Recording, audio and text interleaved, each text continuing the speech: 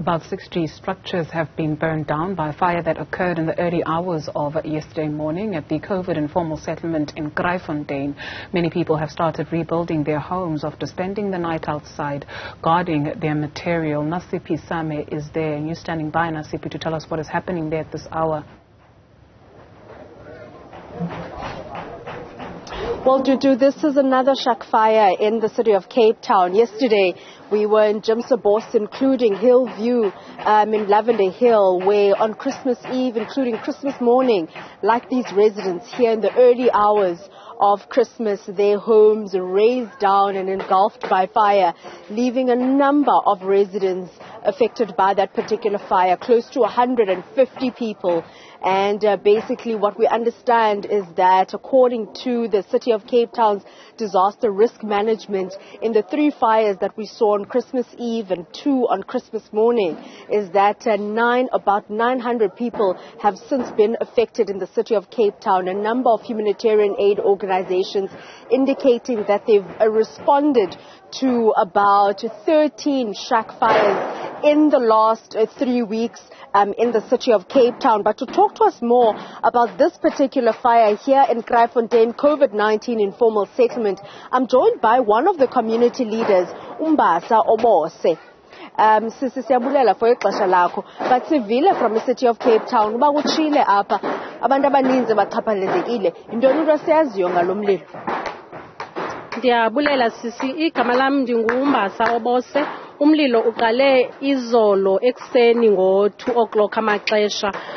Iihoki ezitshileyo apha xa siziqikelela inoba ziku-53 to 57, but abantu abangenazo indawo ohlala inoba bona bayi-160 something xa siqikelela nabantwana noomama babo. And then Mbasa, abantu baleliphi xa usithi kutshe ekuseni kokusa izolo?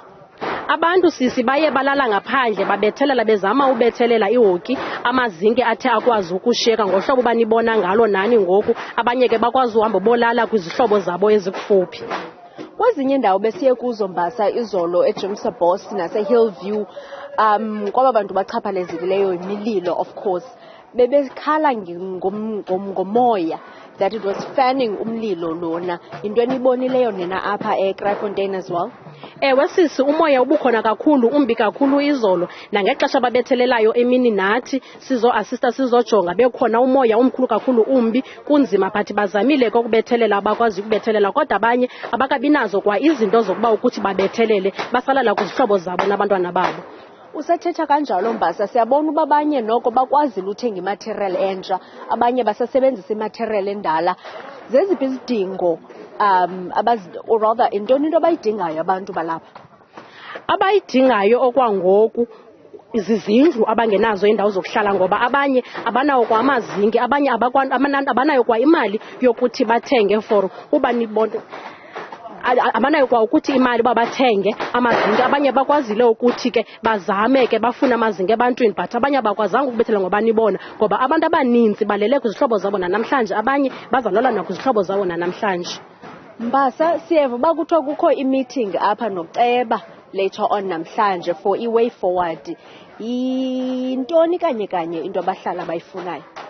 Okokuqala mna xa ndicinga as i-community leader ndiphethe apha eLabuheme under iPeterson Street, okokuqala i-fire brigade ziyasokoliseka ukungena apha ngenxa yokuba ixesha elininzi emapoliseni aye athi amapolisa iveni azikabikho. Ufumaniseke ke ngoku ukuthi i-fire brigade zifika kade, and saye sayiqonda into kokuba azikwazi ungakhatshwa i-fire brigade zingamapolisa ngoba kukho uhlobo ngokulobondlobongelwa ukuthi abantwana abakhohlakeleyo babethe kwa ezo fire brigade. So ngelinye ixesha uze iihoki zivele ziphele zonke, uzube i-fire brigade zifike sekuphele kwanto, abantu bezicimele bekwazi ukuthi bazizamele ukuthi mabazicimele. So izidingo endizicingayo kuqala ebahlamini, ngoba nami ndingumhlali but ndiphethe abahlali, kukuthi i-fire brigade angase zifike msinya, mhlawumbi ngelinye ixesha akunode kude kwenzeka umonakalo onjena.